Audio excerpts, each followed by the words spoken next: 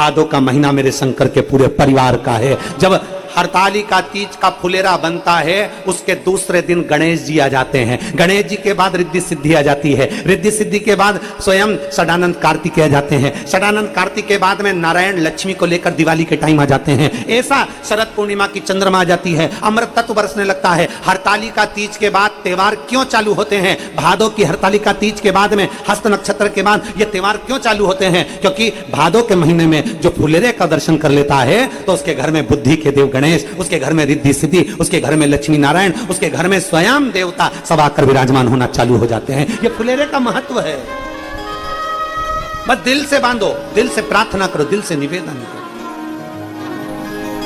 सावन के महीने में केवल शिव जी की आराधना होती है, श्रावण के महीने में केवल शंकर जी की आराधना होती है, पर भादो के महीने में शंकर भगवान, पार्वती मैया, गणेश जी, षडानंद कार्तिकेय जी, अशोक सुंदरी, भगवान शंकर की पांचों बेटियां जया, विषहरा, शामली बारी, दौतली, देव, ये सब प्रसन्न होती है। ये फुलेरे में जो मालाएं लगती हैं, ये फुलेरे में जो फूल की मालाएं लटकाई जाती है, ये भगवान शंकर की बेटियों के भाव से, भगवान शंकर के एक परिवार की उन्नति के भाव से। फुलेरे का मतलब होता है कि खूब फलो फूलो, खूब फलो फूलो।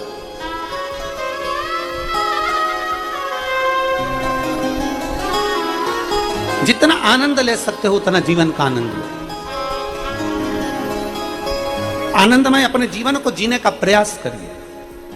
हम आधे से ज्यादा चिंता में पड़कर अपने जीवन के आनंद को खो बैठते हैं, अपने जीवन के आनंद को खो बैठते हैं। एक लड़के ने भरी सभा में चिल्लाकर कह दिया, मैं कुतुब मीनार को सिर पे रखकर मुंबई लेकर जा सकता हूं। किसको? जम के बोलो जरा। कुतुब मीनार। मैं कुतुब मीनार को सिर पर रखकर मुंबई लेकर जा सकता हूं दिल्ली से। मीडिया के पास बात पहुंच गई, पूरे विश्व में खबर पहुंच गई और मीडिया वाले उस लड़के के पास पहुंच गए कि तुमने संकल्प लिया है, तुम कह रहे हो, तुमने वचन दिया कि मैं कुतुब मीनार को सिर पर रखकर मुंबई तक लेकर जाऊंगा। क्या यह सच है? सत्य है? मीडिया वालों ने पूछा तो लड़के ने कहा बिल्कुल सत्य है, बस उठाकर कोई को सिर पे रखना पड़ेगा। बिल्कुल सत्य है, पर कोई उठाकर मेरे सिर पर रखे तो मैं लेकर चले जाऊं। मीडिया वालों ने कहा ये तो पागल बना दिया, वापिस चलो, वापिस चलो। शिव पुराण कह रही है हमें शिव मिल सकता है, हमें शंकर मिल सकता है। दुनिया के लोग कहते हैं क्या जल चढ़ाने से शंकर मिल सकता है? क्या शंकर जी को बेलपत्र चढ़ाने से शिव जी मिल सकते हैं? अब दुनिया के लोगों को शिव महापुराण के पहले, जो शिव महापुराण की कथा पहले नहीं सुनी थी, तो लोग हरतालिका तीज के फुलेरे का महत्व नहीं जानते थे, लोग फुलेरे का वर्णन नहीं जानते थे, फुलेरा दूज का मतलब नहीं जानते थे। दुनिया के लोग भगवान शंकर की हरतालिका तीज के फुलेरे के महत्व को नहीं जानते थे। मंदिर के अंदर भी फुलेरे नहीं बनते थे। पर जब से दुनिया के लोगों ने शिव महापुराण की कथा को अपने हृदय से लगाया है, दुनिया के लोगों ने शिव महापुराण की कथा को सुनना प्रारंभ किया, तब से इस फुलेरे का महत्व दुनिया के लोगों को मालूम पड़ा कि इस फुलेरे का महत्व क्या है, इसकी छत्र छाया का महत्व क्या है।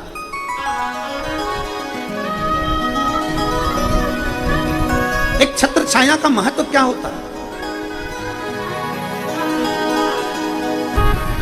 हरतालिका आई,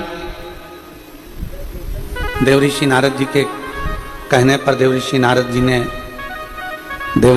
जी ने माता पार्वती जी को जो बाल्यावस्था में ज्ञानोपदेश दिया है। आवाज की सेटिंग करो, खींच रहा।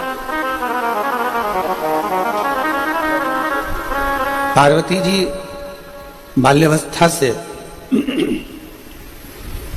जी बाल्यावस्था से भगवान शंकर की आराधना में देवऋषि नारद जी के कहने पर लगे।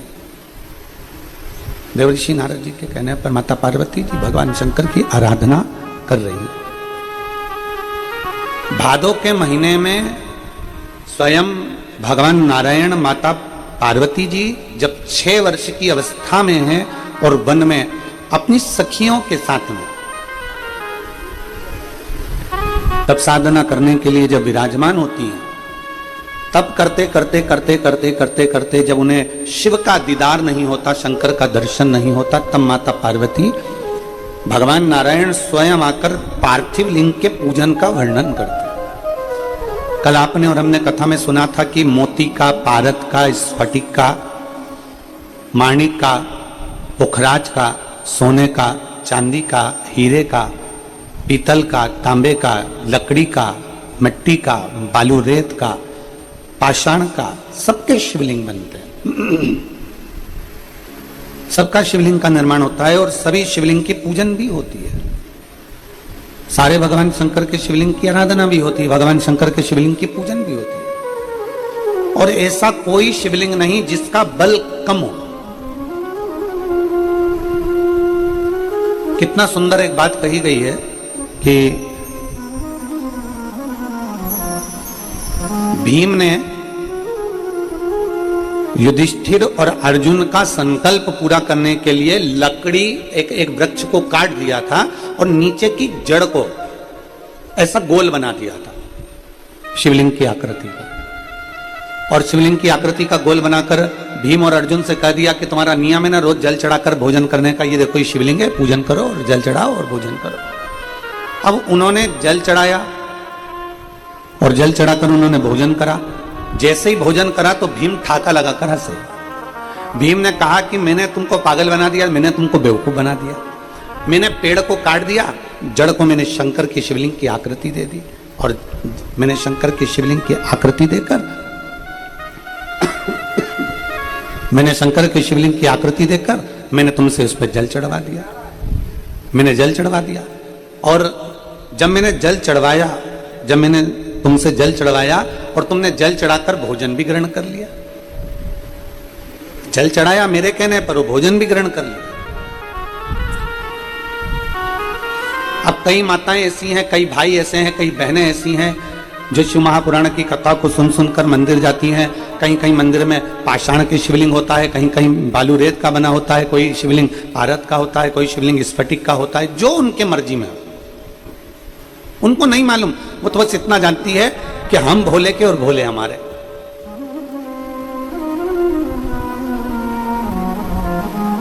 कई कई माताएं कहती हैं गुरुजी हम जिस मंदिर में जल चढ़ाने जाते हैं वहां का जो शिवलिंग है उसकी दिशा पूरब में, कोई कह देता है पश्चिम में है, कोई कह देता है दक्षिण में है, कोई कह देता है उत्तर में है, कोई कहता है हमको मालूम ही नहीं कि हम जिस मंदिर में जल चढ़ा रहे हैं उसकी दिशा किस ओर है। क्या हम मंदिर में जल चढ़ा रहे हैं और भगवान शंकर हमारे जल को स्वीकार कर रहा है? क्यों नहीं करेगा? भगवान शिव उसको स्वीकार क्यों नहीं करेगा? भगवान शंकर क्यों ना स्वीकार करेगा? बस क्या चाहिए? भगवान शंकर ये नहीं देखता कि तुम भगवान शिव को क्या दे रहे हो। मेरे ओघड़दानी मेरे शंकर भगवान तो कहते हैं कि निर्मल मन सो मोहि पावा, मोहि छल छिद्र कपट ना भावा। तुम दिल से हृदय से मुझे जो चढ़ा रहे हो मैंने उसको स्वीकार करा। कल कथा में कहा था कड़प का चरित्र। कल कड़प के चरित्र का वर्णन करते हुए अपन ने सुना था कि उसने अपने मुख में जल भर लिया था क्योंकि उसके पास में पात्र नहीं था। उसने अपने हाथ में थोड़ा सा मांस ले लिया, कोई जीव को मार दिया, उसका मांस हाथ में लेकर भगवान के पास पहुंच गया।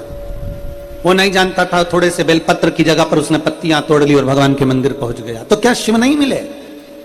शिव महापुराण में कड़प का चरित्र आता है, उस भील का चरित्र आता है, कड़प का चरित्र आता है और भगवान की कथा कहती है कि कड़प के लिए भगवान स्वयं सम्मुख में प्रकट हो गए क्योंकि उसकी भक्ति इतनी प्रबल हो गई थी कि उसने अपना एक नेत्र निकालकर भगवान शंकर के शिवलिंग को दे दिया। उसकी इतनी भक्ति प्रबल हो गई थी। जब व्यक्ति का विश्वास, जब व्यक्ति की दृढ़ता, जब व्यक्ति का भरोसा पक्का होता है तो शंकर उसे स्वीकार करते ही हैं। जैसे आज यादव परिवार ने भले प्रशासन कह दिया कि कथा बंद कर दो, कथा विराम दे दो, और कथा विराम वहां पर हो गई होगी पंडाल में, पर कथा तो कथा है। पर आपका भरोसा जब मैं धन्यवाद दूंगा यहाँ पूरे परिवार को, मुकुल जी को, हर्ष जी को, वर्धन जी को, लक्ष्य जी को, सबको साधुवाद देता हूं मैं कि आपका लक्ष्य जो पूर्ण करा आपने जो विचार कर लिया कि हमारा भरोसा दृढ़ है हमारे शिव के प्रति, हमारा विश्वास दृढ़ है शंकर के प्रति, तो शंकर ने उसको पूर्ण करने का जब आपने भरोसा रख लिया, विश्वास रख लिया, तो मेरे ओघड़दानी आज चतुर्थ दिवस की कथा में पहुंच गए और कल की कथा 5वें दिवस में पहुंच जाएगी।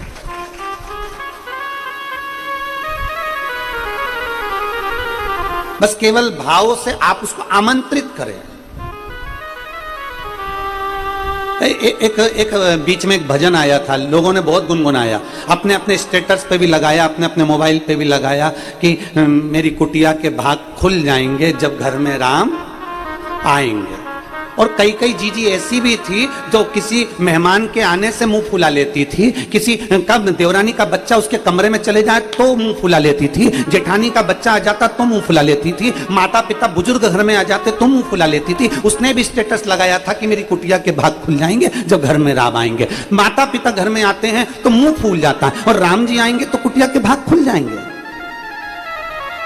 जरा विचार करिए, अपने भीतर का एक भाव प्रकट करिए कि हमारे घर का बुजुर्ग, हमारे घर की माँ, हमारे घर का पिता, हमारे घर के बच्चे अगर भूलवश कोई गंदगी कर भी दिए हैं, हमारे घर का कोई सामान, कोई हम जिस कक्ष में रुके हैं वहाँ टेडी बियर घड़सा रखा हुआ है, तो अब बच्चे लोगों का खिलौना रखा हुआ है, तो मान लो कोई दूसरा बच्चा उस कमरे में आ गया, उसने टेडी बियर उठाया यहाँ से वहां रख दिया, कोई खिलौना उठाया, कोई गुड़िया उठाई, कोई खिलौना उठा के यहाँ से वहां रख दिया, तो क्या अपन नाराज होंगे? नहीं, क्योंकि खिलौने होते काहे के लिए? बच्चों के खेलने के लिए। चाहे अपने बच्चे खेल रहे हो, चाहे देवरानी के, चाहे जेठानी के, चाहे परिवार वालों के, ननंद के, रिश्तेदारों के, किसी के भी बच्चे खेल रहे हैं, खेल तो खिलौने से रहे हैं। तो ये हमारे भीतर का एक भाव प्रकट करता है कि हम भजन तो लगा रहे हैं, हम स्टेटस भी लगा रहे हैं, हम इंस्टाग्राम पे भी डाल रहे हैं कि मेरी कुटिया के भाग खुल जाएंगे जब घर में राम आएंगे। और मालूम पड़ा घर में बूढ़े माँ बाप आ गए तो मुंह फूल गया, कोई बच्चे आ गए तो मुंह फूल गया, 4 रिश्तेदार ज्यादा आ गए तो मुंह फूल गया, जरा सी देर में गुस्सा आ गया, भड़भड़ा के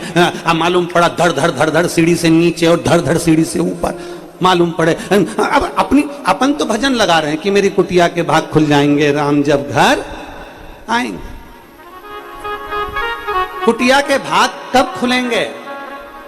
राम जी को हमने नहीं देखा, राम जी को हमने नहीं छुआ, राम जी को हमने स्पर्श नहीं किया, पर हमारे माँ बाप के रूप में, हमारे घर के बुजुर्ग के रूप में, माँ बाप के रूप में आज भी राम बसते हैं, हमारे घर के बुजुर्ग के रूप में आज भी राम दिखते हैं। तो हम ये कहें कि हमारी कुटिया के भाग खुल जाएंगे जब राम घर आएंगे। कौन से राम? अपने माता पिता के रूप में, अपने घर के बुजुर्ग के रूप में, आपके घर के बड़ों के रूप में, आपके घर के सत्कार के रूप में। जब कोई अतिथि आ रहा है तो समझो मेरे राम आ रहे हैं, माता पिता आ रहे हैं तो मेरे राम आ रहे हैं। घर में तुम अपने माता पिता को 1 गिलास पानी पिला रहे हो, समझ लो मेरे राम को मैं जल पिला रही हूं। अपने घर में अपन किसी बड़े का आदर कर रहे हैं, समझो कि मैं राम का आदर कर रही हूं। आप किसी बड़े का सत्कार कर रहे हो, ये समझे कि मैं अपने घर में राम जी का सत्कार कर रही हूं। मेरी कुटिया के भाग खुल जाएंगे जब राम घर। और एक लाइन और उसमें थी, क्यों रे क्या थी? राम आएंगे तो अंगना बुहारूंगी। अब देखो कितनी सुंदर बात है, राम आएंगे तो अंगना सजाऊंगी। मालूम पड़ा कोई अपने घर के बुजुर्ग आ गए तो पहले से ही मोबाइल उठा के रखाऊंगी।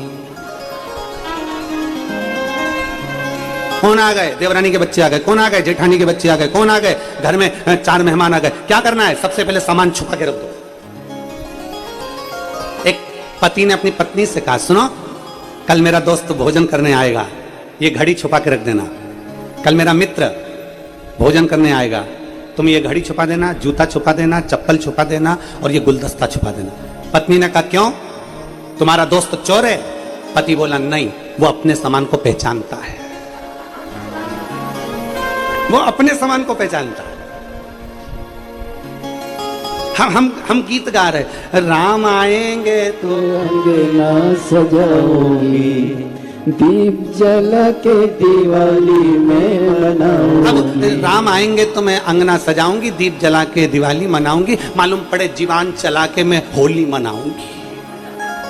अब आप किसको? पहले तो राम कौन? राम मेरे माता, राम मेरे पिता, राम मेरे घर के बच्चे, राम मेरे घर के बुजुर्ग, राम मेरे घर का इष्ट, राम मेरे घर का आदरणीय, राम मेरे घर का अतिथि। आज महाराष्ट्र में लोग कहते हैं अतिथि देवो भव, अर्थात हमारे घर में अगर अतिथि आया है, हमारे घर में कोई गुरु आ गया, हमारे महाराष्ट्र में कहते हैं अगर गुरु घर में आ जावे, कोई अतिथि घर में आ जावे, समझ लो दीपावली आ गई, स्वयं दिवाली हमारे घर में आ गई, खूब त्योहार हमारे घर में हो गया, खूब लड्डू बन रहा, पेड़ा बन रहा। सुबह सुबह हमारी माता जी और बहुएं मिलके रोटी को चूर के उसमें घी शक्कर मिला के इतना बड़ा लड्डू बनाकर और हमारे विकास महाराज जी को दे दी और ऊपर कहा कल गुरु जी को दे देना। अब हमने कहा क्यों रही, ये लड्डू तो चूरमे का है। हमने कहा ठीक है, पर हम इतना घी नहीं खाते। तो क्या नीचे माता जी बोल रही हैं हरियाणा आए हो तो मक्खन और घी तो खाना पड़ा। ये एक प्रेम है, ये एक आनंद है, ये एक वात्सल्यता, ये करुणता। राम आएंगे तो कुटिया दीप जला के दिवाली में मनाऊंगी। भगवान अगर घर में बुजुर्ग माता पिता आ जाएं, घर में अगर कोई बच्चे आ जाएं, घर में 4 मेहमान आ जाएं, तो हम दीपावली के लिए दिए जलाएं चाहे ना जलाएं, पर इतना जरूर करना अपनी जिह्वा से आदर के वचन जरूर कहना, सत्कार के वचन जरूर कहना कि मेरे घर में मेरे परमात्मा आज प्रवेश करे हैं, मेरे घर में आज भगवान प्रवेश करे हैं। ये एक आनंद था, ये एक आनंद का विषय है। आज हमारे कथा के यजमान श्री मुकुल जी यादव जी का जन्मदिन भी है, उनको बहुत बहुत साधुवाद है। एक बार जोरदार ताली बजाकर उनके साधुता। आओ मुकुल जी जरा इधर आओ, इधर आओ, आ जाओ, माला दीजिए।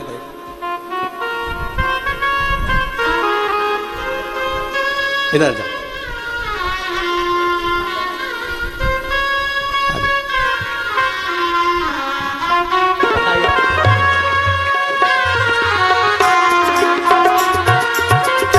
भगवान शिव की एक अविरल भक्ति, भगवान शंकर की एक अविरल भक्ति अपने जीवन का एक आनंद है। आप जितना भगवान की अलमस्तता में आप कहो हमारे घर में राम आए, राम मतलब हमारे घर में माता पिता आते रहें। आप कहो हमारे घर में राम आए मतलब हमारे घर में छोटे छोटे बच्चे, चाहे देवरानी के हों, जेठानी के हों, ननन के हों, हमारे घर में छोटे बच्चों का आगमन होता रहे। हमारे घर में राम आए तो ये कहो कि हमारे घर में अतिथि आते रहें। हर भगवान हमारे घर में राम आए तो भगवान से प्रार्थना करो हमारे बेटी दामाद भी हमारे घर आते रहें। हमारे घर में राम आए तो कहो हमारे बुआ फूफा भी हमारे घर में आते रहें। इनके आने से हमारे घर की शोभा है। घर में मेहमान आ जाए और अपना मुंह फूल जाए और अपना स्टेटस लगा रहे राम आएंगे तो झुपड़िया सजाऊंगी, मालूम पड़े मुंह फूला के अपने कमरे में चली जाऊंगी, तो कहां मतलब है? एक भाव अपने भीतर प्रकट करें।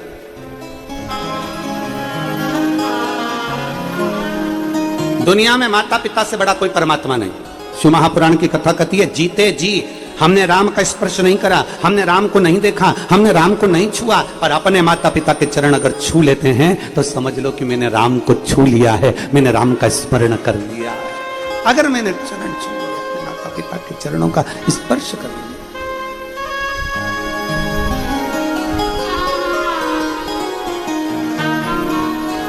शिव पुराण कह रही है, भगवान शंकर का चरित्र कह रहा है, भगवान शंकर का संवाद कर रहा है। पार्वती मैया 6 वर्ष की अवस्था में है। देवऋषि नारद के कहने पर तप साधना करने बैठ गई हैं, पर पार्थिव लिंग का निर्माण करना नहीं जानती। आप जिस भाव से भगवान शंकर के शिवलिंग का निर्माण कर रहे हो, आज हड़तालिका तीज है, मेरी जीजियां निराहार बिना जल के, थूक भी अंदर नहीं निकलती, बिना जल के पूरी रात आज पूजन करती हैं। पूरी रात, पूरी 4 पहर की पूजन वो पूरी रात करती हैं, पूरी रात। प्रदोष के समय से पूजन चालू होती है और सुबह तक ये पूजन का क्रम उनका चलता रहता है। प्रदोष के समय से अभी सब मेरी जीजियां, सारी बहनें, सारी बेटियां, मैं भारत की सभी माताओं को, मैं भारत की सभी बेटियों को, मैं भारत की सभी नारियों को हरतालिका तीज की मेरी जीजियों को बहुत बहुत बधाई देता हूं। आप सभी का सौभाग्य अखंड हो और मेरी बेटियां, मेरे बेटे सब आनंद में रहें। संपूर्ण विश्व का कल्याण, संपूर्ण विश्व का। और सबसे निवेदन जरूर करूंगा, आप व्रत करते हो ना करते हो, आप पूजन करते हो ना करते हो, आप उपास करते हो ना करते हो, पर भारत भूमि की अगर माताएं फुलेरे का दर्शन जरूर करें। आपके नजदीक में किसी के घर में फुलेरा बंधा हो तो विनती कर कर जाएं, हमको फुलेरे का दर्शन करना है। अगर मंदिर में फुलेरा बंधा है तो वहां जाकर दर्शन करें, पर 5 जगह पर 7 जगह पर फुलेरे का दर्शन अवश्य करें और बाबा से विनती भी अवश्य करें, बाबा मैंने तेरे ही भरोसे, बाबा तेरे ही भरोसे हवा विच उड़ती जावांगी, बाबा टोर तो छड़ी नाम में कटी जाएगी। प्रत्येक आज का दिन आपके जीवन का एक आनंदमय दिन होना चाहिए। आप लोगों में से किसी ने श्रीमद् भागवत सुनी है? बोलो बोलो, जम के बोलो जरा, सुनी है? भागवत जी में एक प्रसंग आता है वामन भगवान का। एक हाथ में छत्र, दूसरे हाथ में कमंडल, भिक्षा मांगने के लिए राजा बलि के दरवाजे पर पहुंच जाते हैं। राजन भिक्षाम देई, राजन भिक्षाम देई।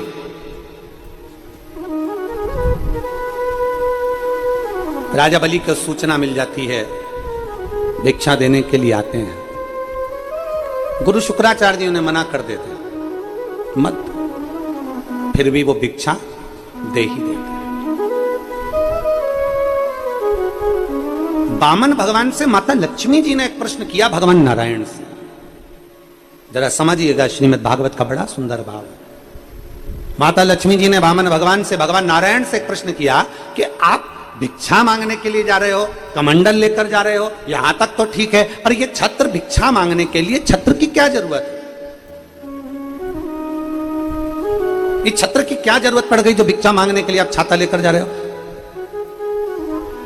अगर कोई ब्राह्मण किसी के दरवाजे से कुछ लेने के लिए जाए और बड़ा ठाट बाट में छत्र लगाकर, सोने का चवण डोलाते हुए, सोने चांदी की खड़ाऊं को धारण करते हुए, चंदन खड़ाऊ पहनकर, खूब सुंदर परिधान, खूब सुंदर वस्त्र आभूषण पहनकर अगर किसी यजमान के यहाँ जाए और यजमान के यहाँ जाकर कहे भिक्षाम देहि, तो यजमान भी अंदर से कहेंगे बताओ इतना ठाट में तो आया है, इतना ठाट में आया है, इतनी महंगी महंगी गाड़ी से उतर रहा है, इतना महंगा महंगा ठाट है, इतना बड़ा मोबाइल कटे हुए सेवफल का, एप्पल का चला रहा है, और मालूम पड़े तो भी भिक्षा मांगने के लिए आ रहा है। अब उसके भीतर एक भाव प्रकट कि ये कैसा, तुम लक्ष्मी जी ने भगवान नारायण से कहा कि आप भिक्षा मांगने के लिए जा रहे हो, आप भिक्षा लेने के लिए जा रहे हो राजा बलि के दरवाजे पर, एक हाथ में तुम्हारे कमंडल चलेगा, दूसरा बाजू में चटाई रखी है वो भी चलेगा कि आसन पे बैठना है, पर ये छत्र लेकर जाने की क्या जरूरत है? भगवान नारायण मुस्कुरा दिए और भगवान विष्णु ने मुस्कुरा कर कहा लक्ष्मी ये छत्र मैं अपने लिए लेकर नहीं जा रहा हूं, ये छत्र मैं अपने लिए लेकर नहीं जा रहा हूं। तो छत्र किसके लिए लेकर जा रहे हो? छत्र किसके लिए लेकर जा रहे हो? भगवान नारायण ने वामन अवतार में माता लक्ष्मी से कहा।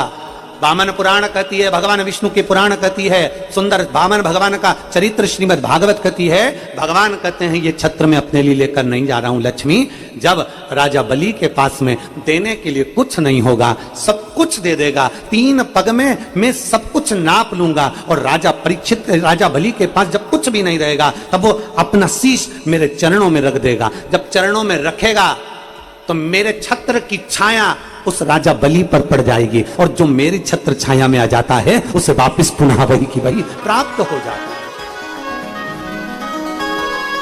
मेरी छत्र छाया में।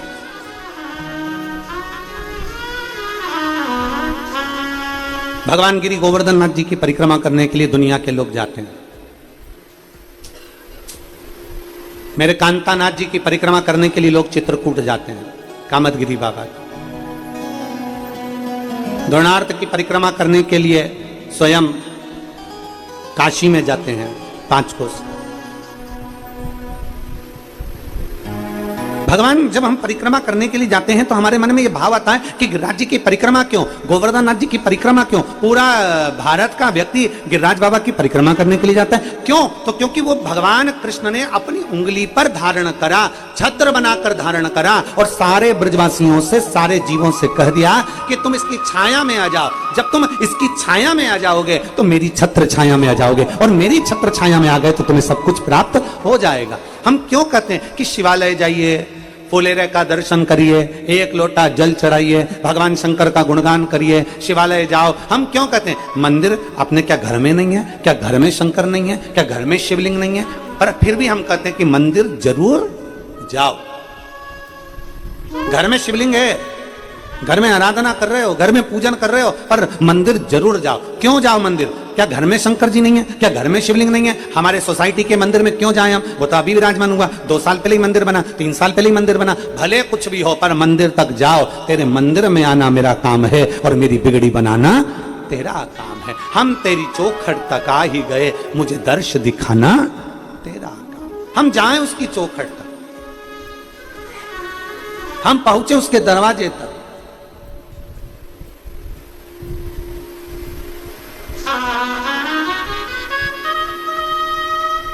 भाव से, हृदय से जब हम जाते हैं, दिल लगाकर, हृदय लगाकर जब हम भगवान शिव के पास पहुंचते हैं, शिव क्यों ना दे? छत्र की छाया भगवान विष्णु कह रहे हैं, लक्ष्मी जी ये छत्र मैं इसलिए लेकर चल रहा हूं, मेरे लिए नहीं, मैं राजा बलि के लिए लेकर जा रहा हूं। जब वो प्रणाम करेगा, मेरे छत्र की छाया में आ जाएगा, तो जितना उसने मुझे दिया है उतना उसे वापिस मिल जाएगा। और शास्त्र कहता है, राजा बलि ने जो दिया था उससे ज्यादा सुतल लोक का निवासी राजा बनाकर भगवान विष्णु ने उसको विराजमान कर दिया। जो दिया उससे ज्यादा दे दिया। छत्र की छाया, फुलेरे का मतलब क्या है? हरतालिका तीज पे मेरी बहनें, हरतालिका तीज पर मेरी जीजियां, और हम तो निवेदन करेंगे कि एक बार दिल से, केवल दिखावे से नहीं। किसी और वाले महाराज ने कह दिया तो चलो अपन करके तो देखे, प्रैक्टिकल करने में क्या जाता? कर लो प्रैक्टिकल, तुम तो सियोर वाले महाराज की वचन का भी प्रैक्टिकल करो, और करते रहना चाहिए। प्रैक्टिकल में कभी पीछे नहीं हटना चाहिए। एक महाराज जी प्रवचन दे रहे थे,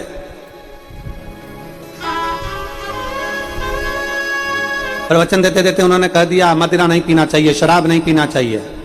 शराब पीने वाला व्यक्ति गटर में पड़ा होता है, नाली में पड़ा होता है। महाराज का पहचान वाला बैठा था, उठ के खड़ा हो गया, चिल्लाकर बोला, महाराज इतना बड़ा बड़ा प्रवचन दे रहा, तेरा सग्गा भाई पी के तो गटर में पड़ा।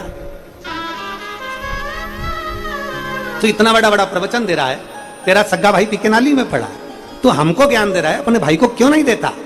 महाराज जी को क्रोध नहीं आया, मुस्कुराकर बोले, भैया देखो मैं भी प्रवचन दे रहा हूं, मेरा भाई भी प्रवचन दे रहा है, मैं मुंह से समझा रहा हूं, मेरा भाई प्रैक्टिकल करके दिखा रहा है।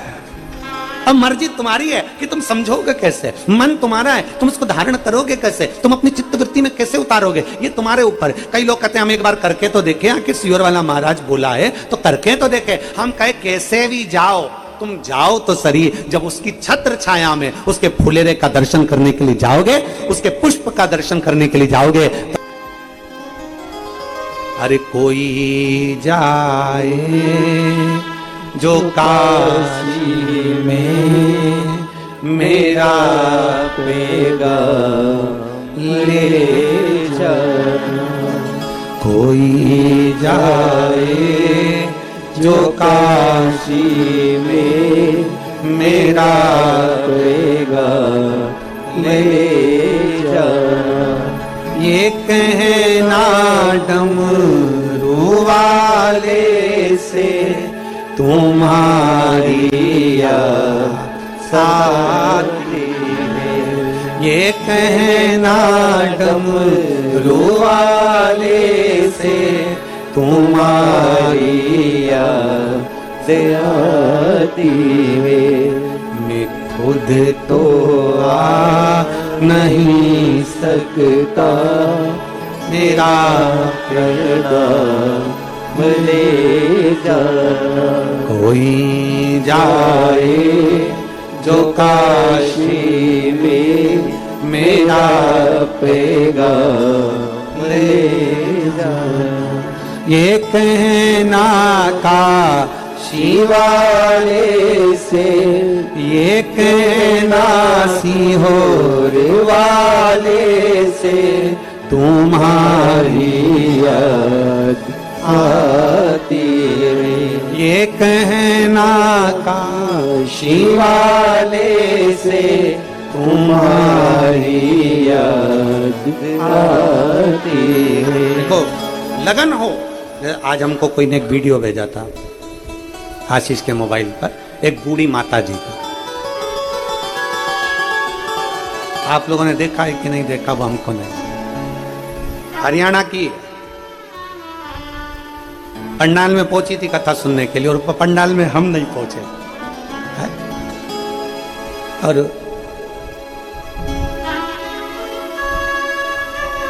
अब वो पंडाल में हम नहीं पहुंचे और वो पंडाल पहुंची। आप लोगों ने देखा कि नहीं देखा वो वीडियो हमको नहीं मालूम, पर उसका भाव कितना प्रबल था, इतना प्रबल उसका भाव।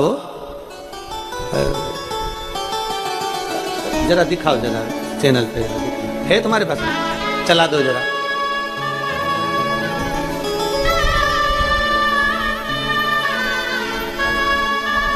हरियाणा की है और यहीं गुरुग्राम की है, और बेचारी वो गुरुग्राम के पास में से कहीं से आई, और उसका भाव देखिए, उसकी भाव की शुद्धता देखिए, उसके भाव की निर्मलता देखिए, जरा विचार करिए उसके भाव का।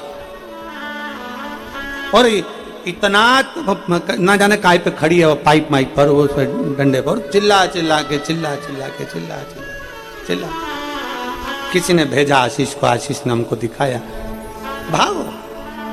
अरे कोई जाए जो काशी में मेरा पैगाम ले जाना, कोई जाए जो काशी में मेरा पैगाम ले जाना।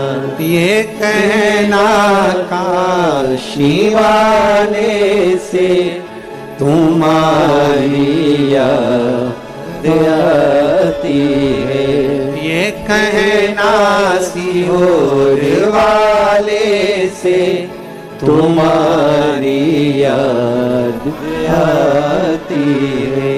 मैं खुद तो आ नहीं सकती, मेरा पैगाम ले जाना।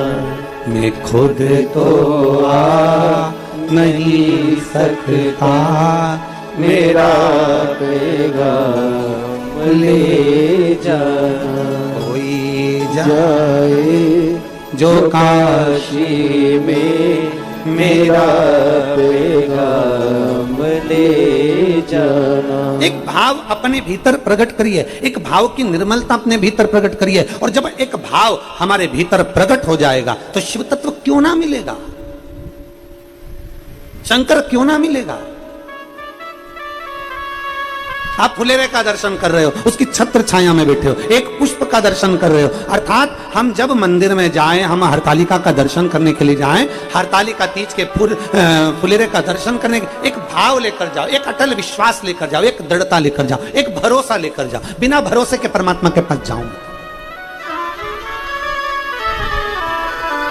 मानो तो मैं गंगा मां हूं, ना मानो तो बहता पानी। आप मानोगे तो गंगा है ना, आप मानोगे नहीं तो फिर वो गंगा कहां असर करेंगे महाराज, बहता हुआ पानी। आपके ऊपर निर्भर करता है कि हम शिव को कैसे प्राप्त कर सकते हैं,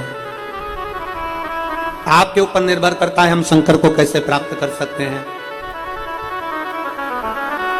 6 वर्ष की अवस्था है माता पार्वती जी की, बाल्यावस्था, छोटी सी अवस्था, नहीं जानती पार्थिव लिंग का निर्माण कैसे करना है, ये उनको नहीं आता। पार्थिव लिंग का निर्माण कैसे करना है ये उनको नहीं मालूम है, माता पार्वती जी को नहीं ज्ञान।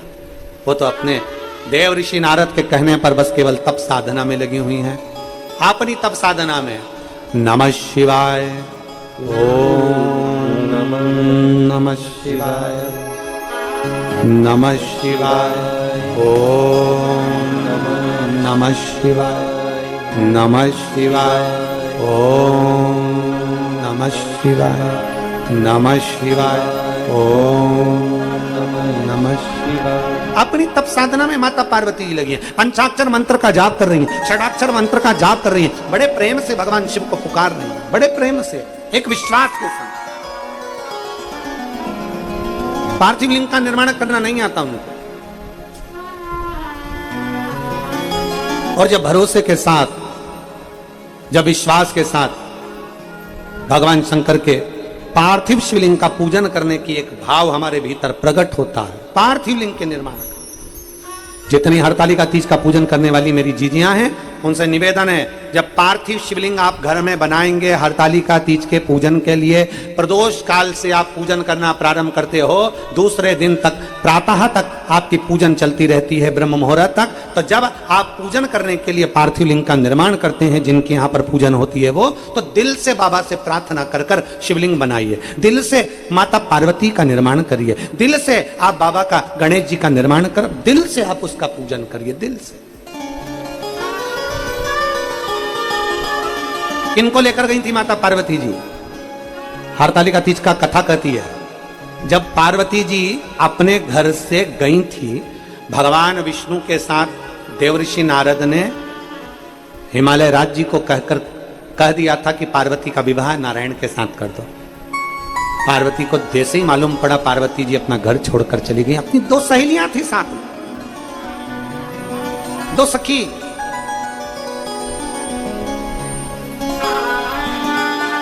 अपनी सहेलियों के साथ जा रही है माता पार्वती, अपनी सहेलियों के साथ। और माता पार्वती जी अपनी सहेलियों के साथ में जब गई, माता पार्वती जी एक वन में, एक गुफा में प्रवेश कर गई। गुफा में प्रवेश कर वन में बैठकर माता पार्वती, दो सखियां, और बहुत ध्यान लगाना महाराज, दो सखी कौन सी है? ये तो पार्वती जी की सखी लिखी है उन्होंने, और दो सखी कौन सी है? एक अपना मन, एक मन को सखी मानी, और एक अपना शरीर। ये दो चीज ऐसी है, कभी कभी ऐसा होता है कि शरीर तीर्थ तक पहुंच जाता है, 200-500 1000 रुपए खर्च कर तीर्थ तक चले गए, और मालूम पड़े वहां तुम्हारा मन ना लगे, तो फिर तीर्थ किस काम का? सखी दो, कभी भी तीर्थ करने जाओ, गंगा नहाने जाओ, मंदिर दर्शन करने जाओ, भगवान शंकर के फुलेरे का दर्शन करने जाओ, हरतालिका का दर्शन करने जाओ, चाहे तुम भगवान शंकर के मंदिर में एक लोटा जल चढ़ाने जाओ, तुम्हारा दिल करे तुम मंदिर में जाओ, पर निवेदन इतना है कि उसके साथ जाना जिसका दिल शंकर में लगता है। मालूम पड़े मोटरसाइकिल पे मम्मी ने कहा कि बेटा मुझे शंकर जी के मंदिर ले चल, और मोटरसाइकिल की जो भट भट चालू हुई, उतनी देर में उसका मुंह चालू हुआ, क्या मम्मी क्या ढोंग में लगी हो, क्यों सियोर वाले के चक्कर में पड़ी हो, क्यों तू पागल हो गई। अपनी पत्नी को भी फिर वो ज्ञान देता रहता है, 24 क्यों जा रही है, पागल है क्या, मूर्ख है क्या, ये फुलेरे के दर्शन से कुछ होता है क्या, चल मैं फूल वाले के घर ले चलता हूं, वहां पर बहुत सारी माला टंगी होगी, तो उसी को देख ले।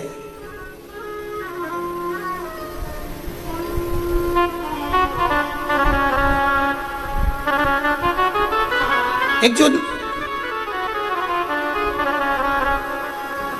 जिनकी आदत होती है ना कुछ कहने की, होता है। एक पति पत्नी बैठे हुए थे,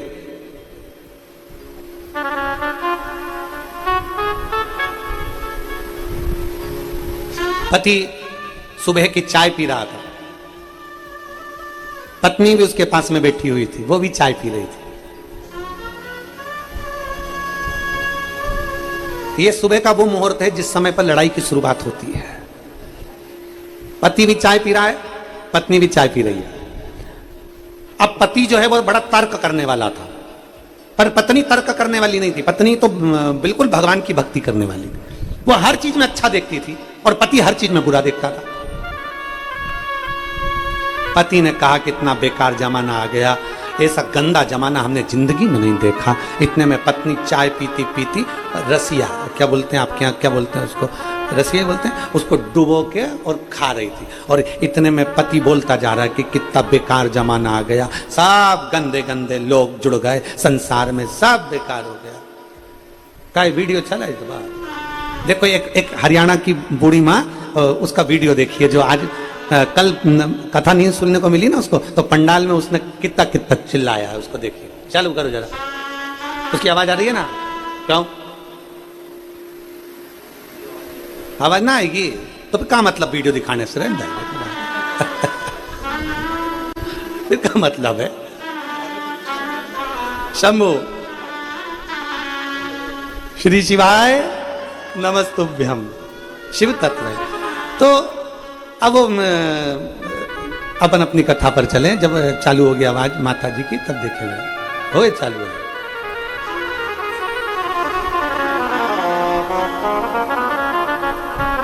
अब पत्नी वो रसिया डुबा डुबा के उसको खा रही थी, है? और पत्नी रसिया डुबा डुबा कर उसको खा रही। अब पति बोला कि सब बेकार जमाना है, सब बेकार, सब बेकार, सारा बेकार जमाना है। बहुत पति फिर चिल्लाकर बोला बड़ा बेकार जमाना आ गया, बड़ा बेकार जमाना आ गया। पत्नी बोली काय का बेकार, इतना जोरदार जमाना है, आज के जमाने जैसा तो कुछ भी नहीं है, कुछ भी नहीं। पहले परिवार इतना बड़ा रहता था, अब छोटा हो गया। पहले के समय में कितना परेशानियां होती थी, घर में पानी टपकता रहता था, अब सब अच्छा हो गया। पहले जाने आने के साधन नहीं थे, अब सारे साधन हो गए। पत्नी सब में अच्छा देख रही, पॉजिटिव, और पति हर एक में नेगेटिव। इतने में पति को आ गया है, अब जब बोली और वो डोला, ये बोली और वो डोला। अब पति को आ गया गुस्सा। अब पति तर्क करने वाला, कहला क्या बेकार हो गया, आज के जमाने में जिसका भला करो वही जूता मार कर जाता है, आज के जमाने में जिसका अच्छा करो वही गलत करके जाता है। पत्नी ने कहा ऐसा नहीं होता, सब अच्छा होता है, अपने भाग्य से होता है। इतने में पति ने कहा देख, अब पति ब्रेड पे मक्खन लगा रहा था खाने के लिए। अब मक्खन लगाते लगाते लगाते पत्नी से बोला देख, जितना अच्छा करो ना आज के जमाने में उतना बुरा होता है। देख मैंने इस ब्रेड में मक्खन लगाया है ना, अगर ये ब्रेड नीचे गिरी ना तो मक्खन के बल पे गिरेगी। मतलब अपन तो अच्छा कर रहा है, मक्खन लगाया, उसके बाद ब्रेड गिरेगी तो मक्खन के बल पे गिरेगी। इतने में पत्नी ने बोला नहीं नहीं, ऐसा नहीं होता कि मक्खन के बल पे गिरेगी। मेरा मन कहता है कि ये मक्खन ऊपर रहेगा, ब्रेड नीचे रहेगी। मां, जितना हक पुरुष का परमात्मा पर है, उतना हक माता का स्त्री का भी परमात्मा पर है। मां, पुरुष को तो बाहर वन तीर्थ में जाकर भगवान का भजन करना पड़ता है, तब भगवान मिलता है, पर स्त्री घर में रोटी बनाते बनाते भगवान को प्राप्त कर सकती है। ये स्त्री में गुण होता है। नारी का सबसे बड़ा फल यही है कि उसको कहीं जाना नहीं पड़ता। कोई तुमसे कह दे कि तुम सन्यासन बन जाओ, मत बनो, कह देना सियोर वाला महाराज मना करा है। तो कोई तुमसे कहे कि तुम तपस्विनी बन जाओ, तुम संत बन जाओ, मना कर देना सियोर वाले महाराज ने मना करा है। हमें भगवान ने स्त्री बनाकर भेजा है। मीरा घर में रहकर जहर का प्याला पीकर भी गिरधर को प्राप्त कर सकती है। कर्मा अपने खिचड़ी बनाकर भी भगवान को खिला सकती है। स्वयं रामकृष्ण परमहंस जी की धर्मपत्नी मां शारदा भगवान मां जगत जननी को प्रकट कर सकती है। तो तुम्हें भी कह देना चाहिए कि घर में रहकर जब मीरा ने भगवान को पा लिया, घर में रहकर जब कर्मा ने परमात्मा को पा लिया, घर में रहकर ओरछा की रानी ने जब परमात्मा को प्राप्त कर लिया, घर में रहकर जब जीजाबाई शंकर को प्राप्त कर लेती है, घर में रहकर जब अहिल्याबाई शिव को प्राप्त कर लेती है, घर में रहकर पार्वती जी शंकर को प्राप्त कर लेती हैं, घर में रहकर माता लक्ष्मी नारायण को प्राप्त कर लेती हैं, तो मैं अपना घर छोड़कर ना सन्यासन बनूं, ना साधु बनूं, मैं ना तपस्वी बनूं, मैं तो केवल अच्छे घर में रहकर अपने माँ बाप की सेवा कर बच्चों को पालते हुए भगवान का गुणगान करते हुए आगे बढ़ूंगी और मुझे मेरा शंकर मिल जाएगा। इसमें मेरा विश्वास है। कोई तुमसे कह दे तुम संत बन जाओ, साधु बन जाओ, सन्यास, ना ना ना ना, मैं नहीं बनना, कुछ नहीं बनना। अपने को तो शंकर के भक्त बनना। श्री शिवाय नमस्तुभ्यम। अपने को कहीं नहीं जाना, अपने को कहीं नहीं पहुंचना, केवल शंकर के मंदिर में जाना है, एक लोटा जल चढ़ाना है। और वो मंदिर भी कहीं दूर नहीं, अपने घर के पास में जो मंदिर हो वहां चले जाओ।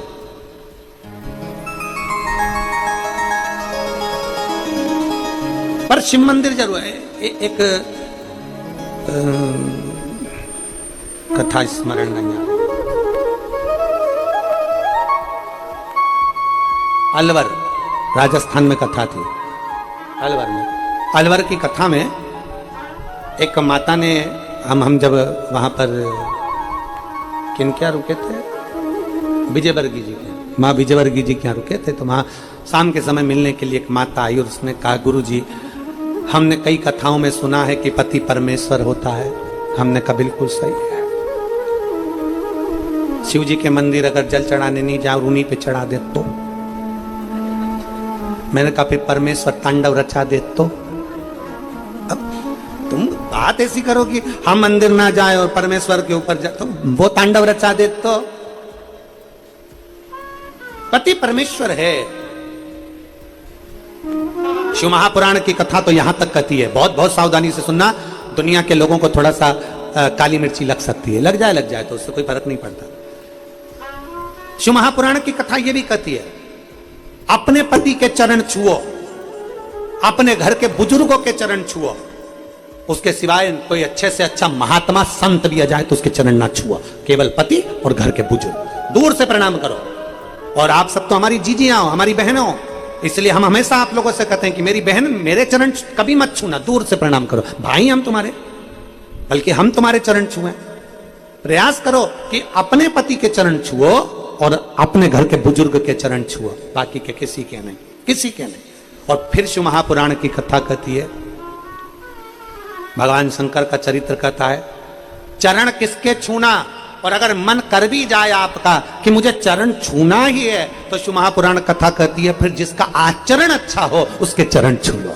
फिर अगर चरण छूना ही है और तुमको लगे कि नहीं मुझे छूना ही है, तो किसी का आचरण अच्छा हो तो चरण छू, फिर मना नहीं। फिर वो कोई भी हो, वो किसी जाति का हो, किसी बिरादरी का हो, किसी भी धर्म का हो, फिर वो चरण छू सकते हो। आचरण अच्छा होना चाहिए। वो किसी मान लो वो कहे कि नहीं साहब हम हमारे भगवत भजन में लगे रहते हैं, हमारे स्मरण में लगे रहते हैं, हमारी उसका आचरण अच्छा है, वो सब परमार्थ का कार्य कर रहा है, कोई बेकार काम नहीं कर रहा, सबके हित की बात करे, सबको नमन करे, सबको प्रणाम करे, सब हित की बात करे, सर्वे भवन्तु सुखिनः। तो आप किसी का आचरण अच्छा है तो चरण छू सकते हो, नहीं तो अपना पति परमेश्वर। तो वो छोटी वाली जीजी की एक फिल्म आई थी ना, भला है बुरा है जैसा भी है, मेरा पति तो मेरा, बस चरण छुओ पति के, चरण छुओ घर के माता पिता के, चरण छुओ घर के बुजुर्ग के, किसी के। क्या भगवान मंदिर में मिलेगा?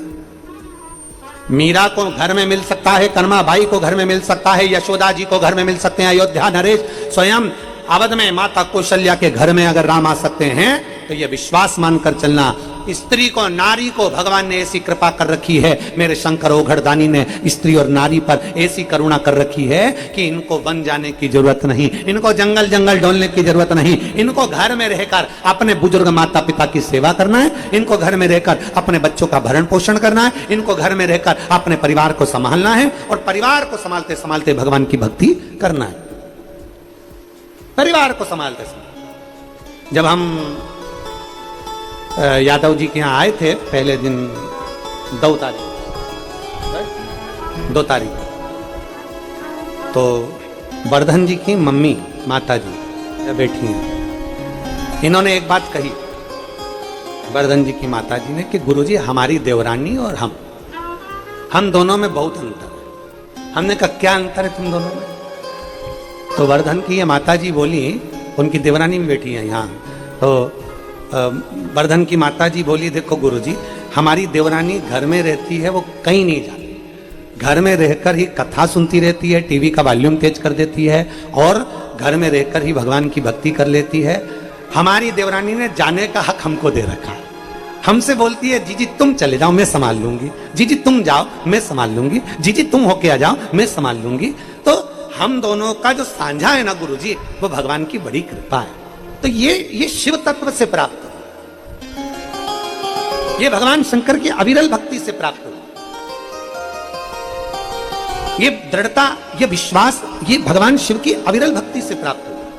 कहीं मत जाओ, हम तो बाबा के भरोसे चलते हैं, हम तो बाबा के भरोसे चलते हैं, ये दुनिया वाले चलते हैं, ये दुनिया वाले चलते हैं, हम तो बाबा के भरोसे चलते हैं, हम तो बाबा के भरोसे चलते हैं। भगवान के आश्रित होकर उसके आश्रित हो जाओ, फिर कोई